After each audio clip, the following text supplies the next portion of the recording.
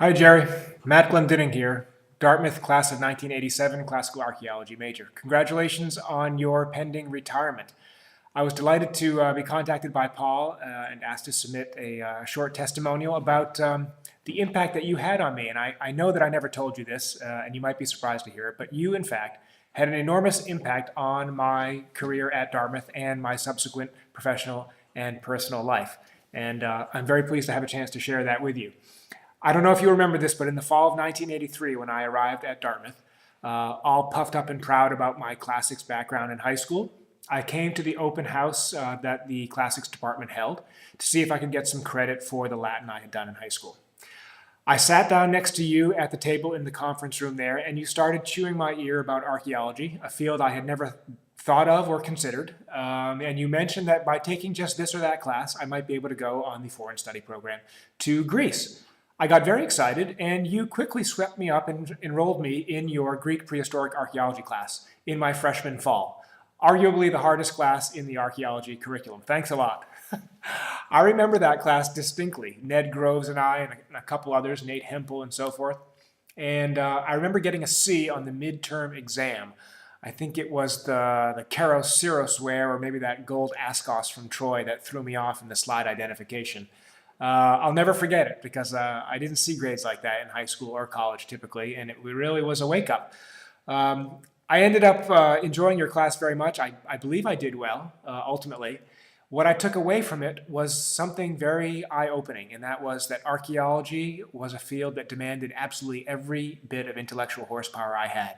It was part science, part art, part linguistics, part history, mythology, and so forth. I loved it.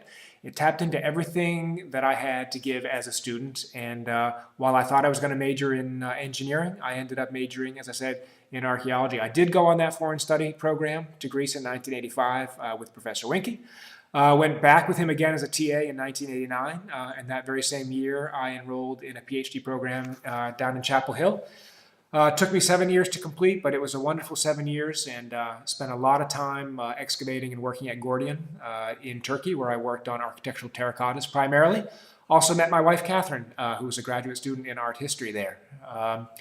After graduate school, wasn't sure that the professor life was something that was in the cards for me. I actually took a job teaching secondary school at a Quaker school in Philadelphia called Germantown Friends School. I taught ancient history, Latin, Greek, and archaeology there for 8 years. And it was that position that sort of opened up my eyes to the world of education more broadly and the systems that support great teaching.